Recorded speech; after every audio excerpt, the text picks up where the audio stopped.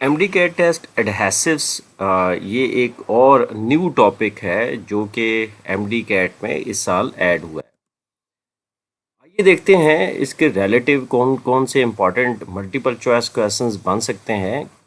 What is the primary function of an adhesive? Adhesive का जो बुनियादी फंक्शन है वो क्या है? To dissolve material, to adhere or bond two items together, to act as a lubricant, to change the color of surfaces। तो adhesives जो हैं ऐसे substances होते हैं जो कि चीज़ों को बाइंड करते हैं। So beta is the correct option.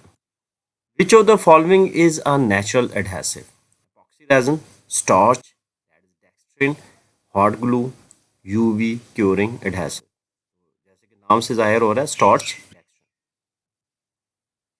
Synthetic adhesives include animal skin glue, no. Natural resins, no. Thermoplastic adhesives, yes. Vegetable matter, तो option C is the answer. अगर आप शुरू शुरू के नाम पे देखिए तो एनिमल, नेचुरल, वेजिटेबल, ये तमाम के तमाम जो हैं वो नेचुरल होंगे, जबकि सिंथेटिक में thermoplastic adhesive. Hot glue adhesives are classified as thermosetting, thermoplastic, natural bio adhesives, UV curing. तो आंसर है थर्मोप्लास्टिक। जितने भी हॉट ग्लू एडहेसिव्स हैं ये थर्मोप्लास्टिक्स हैं, यानी सॉफ्ट होके सेट हो सकते हैं और फिर हार्ड हो सकते हैं। How is hot glue applied? Hot glue जो है उसको अप्लाई कैसे किया जाता है? By spraying, by melting and extruding through a glue gun, by brushing, by dipping. Beta is the answer. सबसे पहले इसको मेल्ट किया जाता है और फिर ग्लू गन के जरिए जो है इसको निकाला जाता है और अप्लाई किया जाता है। Which adhesive is popular for crafts due to its ease of use? Contact adhesives, animal glue, hot glue, epoxy resin। तो answer is hot glue, because easily जो है इसको मेल्ट करके अप्लाई किया जा सकता है। Hardening mechanism of drawing adhesives involves? जब एडहेसिव्स जो हैं वो हार्ड होते हैं तो इसमें कौन सा प्रोसेस इन्वॉल्व होता है? Solvent evaporation, cross linking, photo polymerization, thermal degradation. तो इसमें सॉल्वेंट इवापोरेशन होता है, यानी सॉल्वेंट निकल जाता है और जो रिमेनिंग जो मटेरियल है वो हार्ड हो जाता है, बाइंड हो जाता है।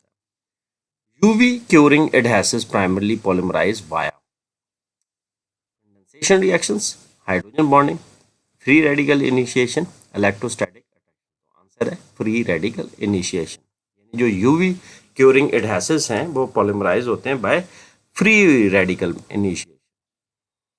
Compared to natural adhesives, synthetic adhesives generally have lower bond strength, higher biodegradability, shorter shelf life, better environmental stability।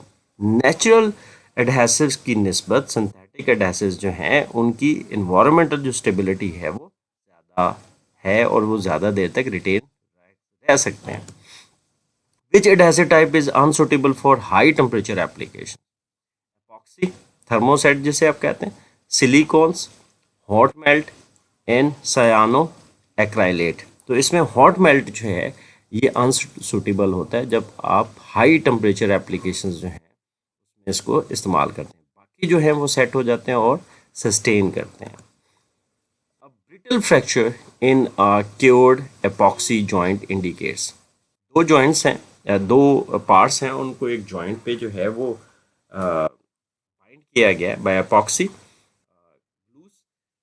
अब अगर उस सरफेस के अंदर जो है वो एक फ्रैक्चर अपीयर होता है या टूट फूट होती है तो उसकी क्या रीज़न हो सकती है? Plasticizer migration, excessive cross linking, incomplete curing, moisture absorption. Beta is the answer. ये जो ब्रिटलनेस है या ये जो फ्रैक्चर है ये एक्सेसिव क्रॉस लिंकिंग की वजह से